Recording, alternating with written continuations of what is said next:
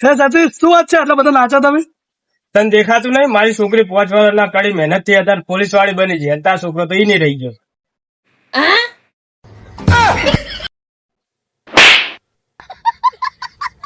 હવે હું મારી છોડીના પૈસા સ્કોર્પિયો ગાડી લઈશ. હું મારી છોડીના પૈસા 2 વીઘા જમીન લઈશ.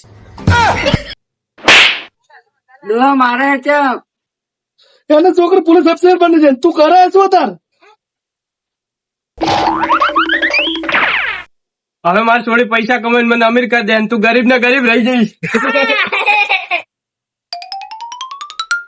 જય મહારાષ્ટ્ર. બા હવે તને અમીર નહીં બનાવ, મારા બા ને અમીર બનાવશે. अरे मुझे चक्कर आने लग गया अब.